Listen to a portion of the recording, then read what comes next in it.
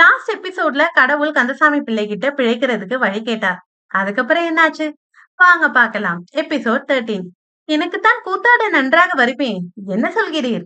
தேவியை வேண்டுமானாலும் அழைத்து வரலாம் என்றார் கடவுள். கந்தசாமி பிள்ளை சிறிது யோசித்தார். எனக்கு என்னமோ பிரியமில்லை என்றார். பிறகு பிழைக்கிற வழி என்னங்கானோ? பிரபஞ்சமே எங்கள் ஆட்டத்தை வைத்துதானே பிழைக்கிறது. உங்கள் இஷ்டம் என்றார் பிள்ளை. கந்தசாமி பிள்ளை மறுபடியும் யோசித்தார். வாருங்கள் போவோம் என்று ஆணியில் கிடந்த மேல் துண்டை எடுத்து உதறி போட்டுக் கொண்டார். குழந்தை என்றார் கடவுள். அதுதான் உறங்குகிறதே, வருகிற வரையில் உறங்கட்டும் என்றார் பிள்ளை. 1/4 மணி நேரம் கழித்து 3 பேர் திவான் பகதூர் பிரகதீஸ்வர சாஸ்திரிகள் பங்களாவுக்குள் நுழைந்தனர். ஒருவர் கந்தசாமி பிள்ளை, மற்றொருவர் கடவுள், மூன்றாவது தேவி. நான் இவருக்கு தங்கபஸ்மம் செய்து கொடுத்து வருகிறேன். நான் சொன்னால் கேட்பார் என்று விளக்கிக் கொண்டே முன்வராந்தா படிக்கட்டில் ஏறினார் பிள்ளை. இருவரும் பின்தொடர்ந்தனர். சாமி இருக்காங்களா? நான் வந்திருக்கேன்னு சொல்லு போ என்ற அதிகாரத்தோடு வேலைக்காரரிடம் சொன்னார் பிள்ளை. பிள்ளை அவர்களா? வரவேணும் வரவேணும். பஸ்பம் நேத்தோடு தீர்ந்து போச்சே, உங்களை காணவில்லையே என்று கவலைப்பட்டேன் என்று கலகலத்த பேச்சோடு மல்வேஷ்டியும் தங்க விளிம்பு கண்ணாடியுமாக ஒரு திவான் ஓடி வந்தார். எல்லோரையும் கும்பிட்டார். சாய்வு நாற்காலில் அமர்ந்தார். உட்காருங்கள் உட்காருங்கள் என்றார் திவான். கந்தசாமி பிள்ளை அவரது நாடியை பிடித்து பார்த்து கொண்டே, பரவாயில்லை, சாயங்காலம் பஸ்மத்தை அனுப்பி வைக்கிறேன்.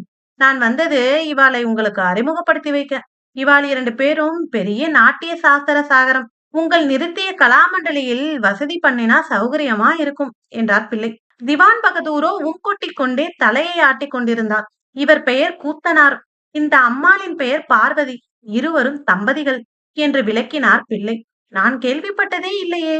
இதற்கு முன்பு நீங்கள் எங்கேயாவது ஆடியிருக்கிறீர்களா என்று தேவியை பார்த்து கொண்டே கூத்தனாரிடம் கேட்டார் பகதூர்.